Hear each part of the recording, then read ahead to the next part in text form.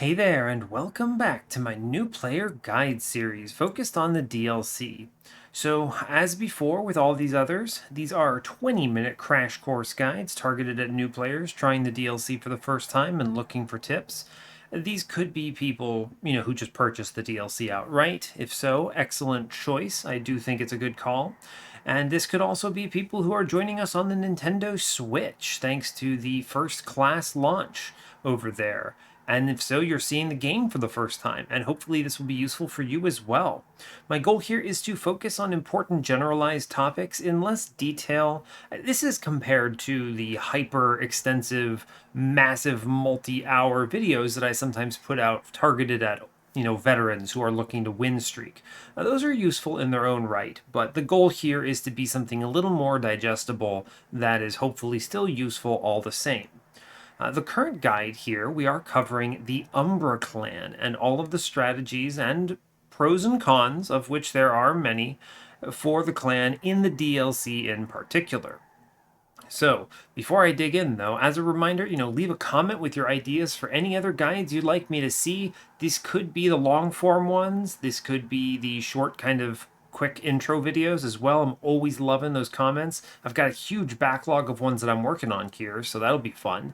And as always, like the video and subscribe if you want to see more. So let's dig in. I'm going to hop into the logbook here and pull up Umbra. And the first thing I'm going to tell you about Umbra here is that it is the worst clan in the game by so wide of a margin that I don't think there is any disagreement here among the skilled and best players of the game. And that should say something. Now, since this is a new player guide, I do want to be honest with you about the state of the clan, but I also want to mention that the problems that the clan faces don't manifest in the low covenants. So as you rise the covenants, really it's around covenant 10 where this becomes an actual problem, then you will start encountering more problems as enemies get stronger, as there are more enemies in a floor, and as you have to deal with other problems like that. So, yeah. Now, there's another consideration here in that the DLC itself made Umbra much worse. So if you're just playing the base game and you're getting acclimated to how things work, you're going to have a great time with Umbra. I think in the base game, it does great. It is an excellent clan. I don't want to say it's the best, but it is certainly, middle of the pack. I would never have called it the worst. The DLC, however, introduced a lot of mechanics that heavily punish it. I'll go into detail on what those are later, so we're not going to get too far into that now. And my big concern about this is it's really jarring how the clan feels cool and strong when you're brand new to the game, but it feels really bad once you start playing the game a lot. And I've heard from a lot of new players that they hit a wall with Umbra, which, sometimes is their favorite clan, and they get upset about it. So the first thing I'll say right here, leading into this video, stick with it. These runs are winnable. It's possible. You're just going to have to work a little bit on it. So, okay. Now, before I get too far ahead of myself on any strategies, as always, I'm going to be covering the new DLC-specific rare unit that was introduced in Umbra. And the first thing I'll say is that one of the few redeeming qualities of the clan in the DLC is the quality of their rare units. And Morsel-Made, which is the new unit introduced, is no exception here. So let me read the card text for any not looking at the screen. It is a 2 Ember, 2 space unit with 5 attack and 20 health. And it says Hunger, feed on units with Eaten, Gorge, plus 2 attack and plus 2 health. That means that Hunger is a new trigger specific to this unit that's brand new in the DLC. And this means that as soon as you play something that has the Eaten ability, it automatically eats on it. And the Gorge is, when you actually do eat, you get these bonuses. So this is a really hilarious unit to me because it solves all of the clan's issues in one package. You eat morsels instantly, so the floor space doesn't matter. You can eat from the backline position, so he can be in the back behind a tank and eat morsels, which is very exciting. Your morsels never stick around, which means that as a result, you don't have to worry about them dying to any variety of strategies or issues that you normally would have to counter. And then because he eats them immediately, he's really just a 3-space unit, right? So you have 2 space for the unit himself and then 1 space for the morsels. And you can play 7 morsels or however many morsels as you want on that floor in that 1 space. It's really excellent. It solves all of the problems with the clan out of the gate. And on top of that, the fact that it solves all those problems, it has an excellent Gorge ability with an offensive component. Most Gorge units in the clan suffer from not having stat gains when they Gorge. This dude just gets +2/+2, which is exceptional. And 2 space, and it's otherwise just totally reasonably playable. So it's excellent, truly. This unit is wonderful. You see this and you feel suddenly a great shift in your run as you believe that you can actually win and get the victory. And the other thing is that its infusion passes on that hunger ability and some health, which means that you're able to turn other Gorge units into functional units, even if they normally would not be functional, because they gain this hunger ability. You no longer have to protect morsels because Morsel-Made solves it for you via infusion. It's really excellent. There's very much I could say positive about this. If you see this fellow in the DLC, click it. It's good. So I'm glad to say that they at least got some help in this respect. Now, not much else to say here, so I will jump into strategies. Now, before I dig into the actual nuances of these strategies, I want to hit on why Umbra suffers so much in the DLC. So they just added a lot of mechanics that really punish everything that the clan does. So the first order of business, let me pull up morsel units for you so you can see them. Yeah, cool. All right, so they're all on the screen now. Now, the first problem is that Gorge units in general are fairly slow at setting up, and they want to set up on the top floor. Cool, that makes sense, that's fine. But the Divinity, the new optional final boss in the DLC, it has a sweep attack on the top floor, and all of these morsels are fragile. Even at the lowest number of pack shards where you could face the Divinity, you're going to easily lose all of your morsels. He does 9 damage, and at 9 damage, he kills them all. So you're going to have to solve an additional problem for playing morsels in the DLC on that combat by making sure you have some way of keeping your morsels alive. The next problem is that morsels sometimes have attack stats, and there are relics that give them all attack stats. And that's bad because there are a lot of enemies in the DLC that were introduced with spikes. And spikes means that because eaten normally happens at the end of a turn, that the morsels kill themselves on attacking into spikes before you can eat them, which is truly a tragedy. Even if you protect them otherwise with damage shield or something, they can pop their own damage shield by attacking and then kill themselves. They additionally run into problems where you're limited to the 7-unit limit on a floor. This also means you can't overstack floors, which is a very popular strategy in the DLC. Just have a bunch of units all together, and then they all hit everything, and you feel really powerful since you only need one tank for that floor. You have this problem in the DLC where suddenly, oh no, I have to fit morsels on the floor, so you can't do that. And the next problem, of course, is that morsels can only be eaten by the frontmost unit. Obviously, with the exception being Morsel-Made that we just talked about. And this means that your frontmost unit not only has to tank in order to eat, it also has to do damage because it gains the scaling from the morsels. So you're really struggling by being forced to address things on multiple fronts all at once. So your units that are eating morsels, they're just not good enough. They need to be significantly stronger than they are right now in order to actually compete. And certainly, chump blockers are good at face tanking a little bit of that damage that you normally would have to tank on your gorgers, except that if they live by some accident, then they eat the morsels and you are losing your scaling. Whereas, and so you have to get them to perfectly die, and you don't want to just use your morsels to get chump blocked because then you're not eating them. It's a catch-22 is really the struggle that you suffer with. So morsels in general are punished very hard. And if you briefly think about all the units that have Gorge in the clan, so if I go over here and type in Gorge, you can imagine that a lot of these units suffer as a result of that. The most notable of those being the Crucible Collector and the Crucible Warden, which have no offensive or even no offensive scaling or no stat scaling whatsoever associated with their Gorge abilities. They're purely defensive. And you imagine them, and they suffer from, well, I need 5 or 4 space on my floor to make them an effective tank. They never are an effective offensive solution except in very rare situations. And ultimately, these dudes are just so much worse than anything that any other clan has by so wide a margin that they're almost unpickable. That's how bad they are at high covenants. So that's a struggle. Now, there is something somewhat redeeming about the clan. And I mentioned earlier their rare units aren't really good. So let's pull them up real fast here.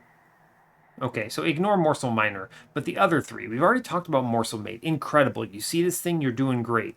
But let's talk about Overgorger a little bit. So Overgorger is in a really good situation here because Overgorger has the ability to actually scale a stat. And not only does it scale a stat, it scales a stat permanently.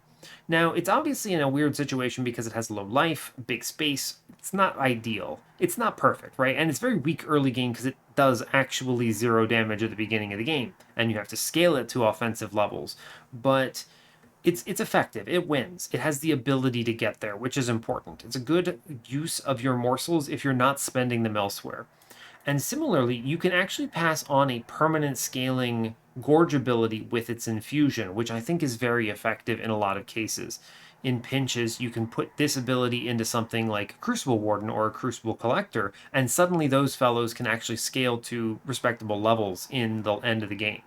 So that's actually really important. You get them to the point where they're doing hundreds of damage, and you can now duplicate it and put one of them behind a tank on a lower floor, and suddenly you feel pretty good about it. So, Overgorger, solid choice. Shadow Siege, he's hard to play. Very big, very expensive. If this unit stood alone on its own without any support, I would say that this unit is terrible. But it's carried really hard by its exceptional infusion. 60 attack, 50 health, 2 space. The space obviously hurts, but the stats gained here are tremendous. Most stat gain infusions are on the order of +6 attack and defense a turn roughly.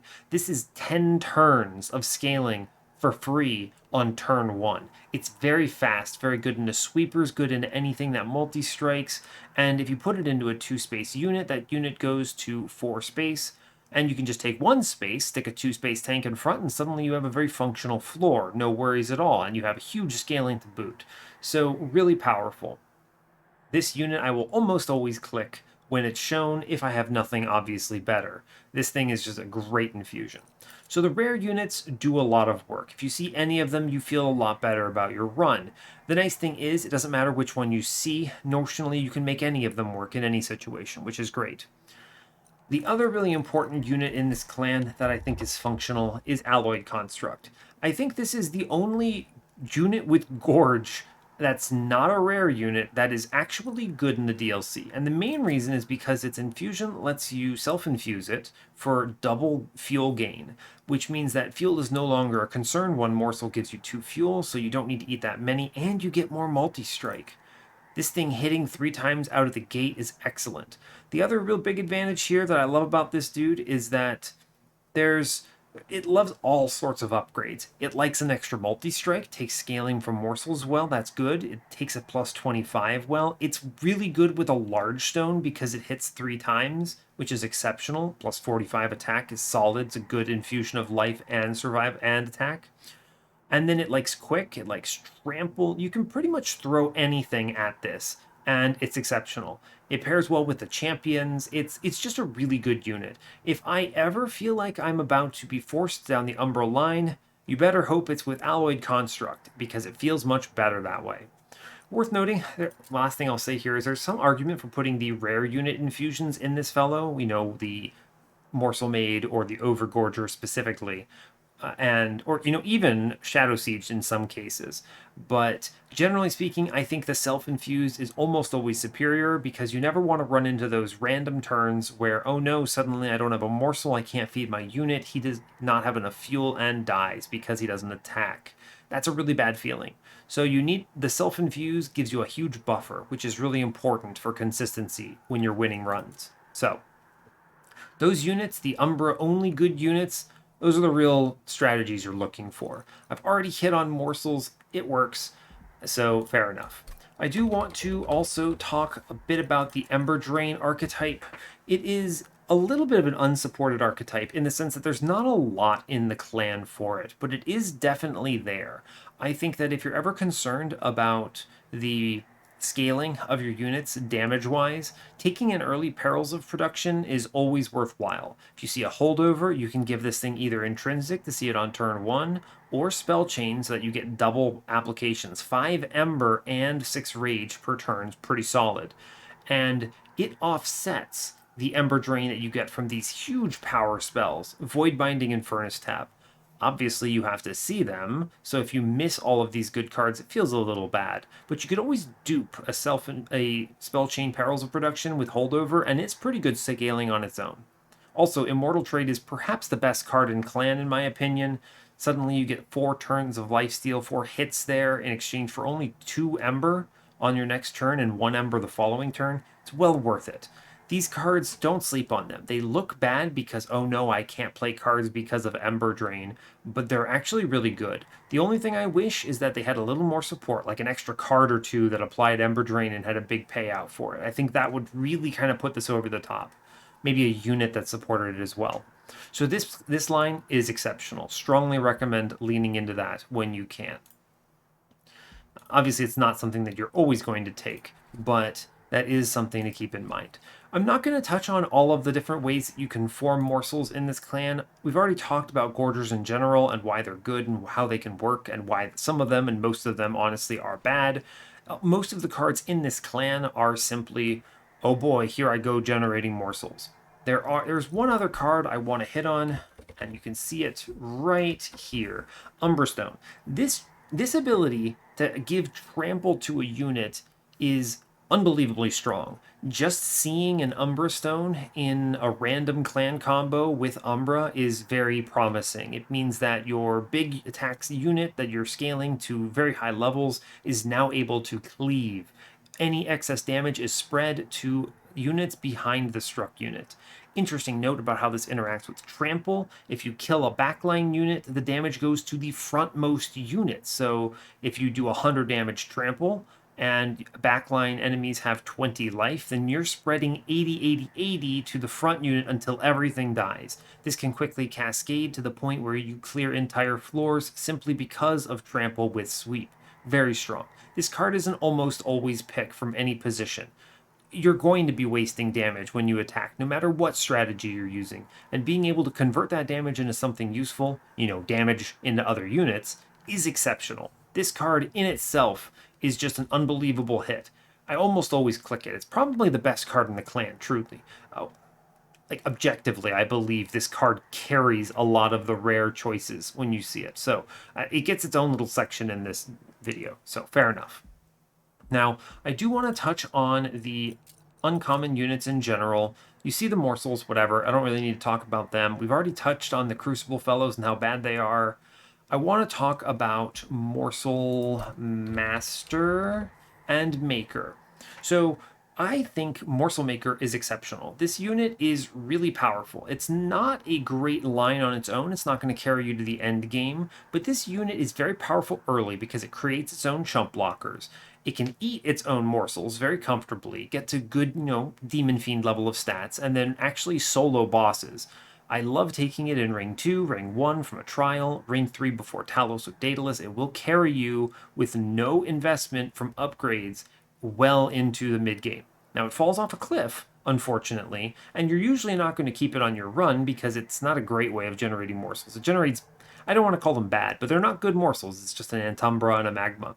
But the nice thing is that its essence is a very middle-of-the-road, totally fine offensive scaling essence with good defensive scaling built in. In a lot of ways, it's just fine. The nice thing is you don't have to care about it. You don't invest in it. You do nothing. It simply scales on its own over the course of the combat. Fire and forget. Very nice. This can be really advantageous if you can get a lot of copies of it. Things like Spike Driver Colony are excellent with this. Things like Animus of Will, anything that scales passively. You just dupe the thing like 3 times, and then you quickly get them to a point where they're clearing floors. It is slow scaling. I say quickly because you need a lot of them for it to actually be fast, but this unit is good. I don't think you should sleep on it. Meanwhile, I think Morsel Master is a bait. I think this unit is worse than most people think. You look at it and you go, wow, it's great to be able to see more morsels, right? But the problem is, this thing otherwise doesn't really do much. It requires you to generate your own morsels, unfortunately, and truly, once you've refined your deck to the point where it's actually succeeding, you will be generating enough morsels that Morsel Master does not really matter. It does have the ability to overstack a floor, but usually you're going to be wanting to do more with your space anyway. And at best, this can save you in the early game if you desperately need to and have terrible morsel generation, but I will always remove it. I also think its infusion is particularly bad because everything that you would want to be giving morsels would rather have something that makes it actually stronger and do more damage, as opposed to this, which just, exacerbates the problem because, oh no, I have more morsels. So, not excellent. That kind of hits on all of them. There is a Shadow Eater I want to talk about as well. He's really the only other special one here. Shadow Eater is better than he looks. This is a strange unit. The main thing to take away from Shadow Eater though is that its Gorge ability says deal 10 damage to enemy units. This triggers strike and slay effects. So if you give it an infusion like an Alpha Fiend or a Branded Warrior or something that has an effect that's either on strike or slay, you can actually scale and trigger those abilities with Shadow Eater eating morsels. This can be really silly if you infuse it and then use things like Shroud Spike to trigger some massive swath of attacks per round. And you can actually carry entire runs off the back of it. It's a pretty narrow line to assemble, very difficult, requires a lot of good hits, but it's good regardless, and I definitely think it's worth checking into. Don't sleep on this dude also. He has big HP stat. He can tank a lot, even in the DLC with the elite spawns. And if you're not using your morsels for anything else, you can slap him on bottom floor and he'll do something for you. He usually falls off a cliff late game if you don't invest, but at a minimum, it's not terrible. I think he's better than I used to give him credit for, and especially with infusions, that kind of interaction is very unique. But otherwise, he's fine. I'll take him if I need to, or if I anticipate a cool interaction that's very strong. Otherwise, I usually will ignore him because, he's big, expensive, he doesn't hit very hard on his own, requires you to see morsels on the right turns, etc., etc. It's not ideal, but it is what it is. I think he's fine, is the way I would describe it. So those are the units. I will move on next to the relics. I think that one of the problems with Umbra is solving the morsel problem, of course, and there's one way of doing that, and a lot of them are relics, right? So we'll talk about a few of them in order. You have morsel generation relics themselves, Abandoned Antumbra and Shade Lamp. They are different ways of generating morsels. Worth noting, Abandoned Antumbra can give you a rubble morsel, which lets you do silly things like spell chain off of a rubble morsel into a shroud spike, and you just kind of create something like, 80 eats in one turn automatically. It's pretty excellent if you can pull it off. These relics enable entire morsel lines in a big way. They generate all your morsels. You don't even really need morsel cards at that point, which is pretty excellent. The next two I'll hit on are Chain of Gems and Winged Technology. These are good ways of protecting morsels, including the champions themselves, and can be ways of keeping your units alive. They're very powerful relics that I will take even without a lot of morsel generation in my deck, simply because it turns morsels into incredible chump blockers, either with 2 damage shield with Chain of Gems or 1 on all of them with Winged Technology. Moving on, Commemorative Spike. Unless you have an intrinsic Shroud Spike or something with something like Firebox, that relic up here that gives you a ton of Ember on turn 1. Where are you at? There you are, improve Firebox. I really think this relic is bad. It is essentially like treating your floors as if they have 1 less space overall, because what if you draw 5 space of Banner and Champion on turn 1 and you don't have 5 space to play it because there's a morsel there? This is one of the worst relics in the game, in my opinion, because of the way it's set up, and outside of a very, very niche circumstance with Shroud Spike, I would never recommend taking it. Maybe you get desperate in the early game and you have to have something, in which case you will suffer late game for it. Most Gorge abilities suck, sadly, and so Fossilized Fangs is basically trash. There are a few cases where it's excellent if you're using the Champion Gorge path, or if you have Morsel-Made or Overgorger or something like that, but again, those are rare and they're limited on their own, so it's very unlikely that I take this prospectively because there's not a lot of great hits for it, so it's, you feel like it should be better than it is because it doubles your ability triggers, but your ability triggers, when they're not good, it doesn't really matter if you get 2 of them, so fair enough. Mask of Penumbra, draw cards, good, love this relic. Mindjacks, I think I need to give a lot of credit for, +2 space on the middle floor, takes it to 6 out of the gate when you're at high covenants. Very powerful. It completely enables mid-floor setups. Really love it. It's a boss relic, basically. Just better, because your mid-floor is now totally functional. Huge fan. Refined Void, one of the best relics in the clan in my opinion. 2 lifesteal completely turns around some units in the game, makes them extremely powerful when they hit only once for a big number, or when they sweep or something. So love Refined Void. Already talked about Shade Lamp.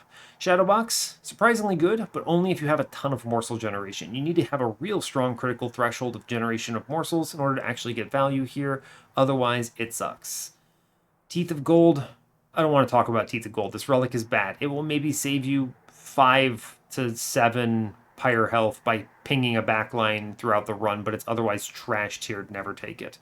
So overall, the clan actually has some pretty good relics, but it has some real duds as well, so you need to be careful. I generally don't value relics very highly with Umbra unless I absolutely have to have a morsel line solved. So, fair enough.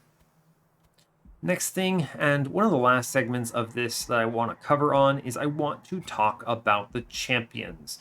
So we'll hit on Penumbra first. It's the first one you see. It is a default champion, and I'm going to say that I think Penumbra is bad, but I don't think it's cannon fodder levels of bad. It performs adequately, and then it kind of goes the way of the dinosaur after that. My favorite path right now is Architect because it starts out by only costing 1 space and it ends up as an intrinsic space prism that does 100 damage per turn. Turns out that's pretty good. It gets out of your way very effectively, creates more space on the floor, lets you play areas, you don't have to take space. It's pretty solid. Has some interesting interactions with Transcendimp or just generally Ashes of the Fallen from Hellhorn overall because of the summon trigger. You can do some pretty silly things if you have that matchup. So, kind of interesting. I think it's the best path. It's not very impactful, but it doesn't have to be. It kind of just gets out of your way and then you play your units, which are generally stronger anyway, and it's okay. Monstrous is probably your other hit here, your other choice. It's not excellent. I don't love the fact that it takes a space relic requirement in order to actually pop off, because you have to have the 6 space to play it, and you really want to go all in if you're going to go anything in Monstrous. But it has okay stats. The way it's going to look at it in the DLC on the end of the run at the Divinity is that it's going to hit 2 waves and then die to the Harvest Wave, which is probably pretty terrible, but it is what it is. Now, one way around that, Refined Void or any sort of lifesteal that you can play on it directly. A good example is be a Mortal Trade. Just any kind of lifesteal in this thing can actually pop off in a pretty big way.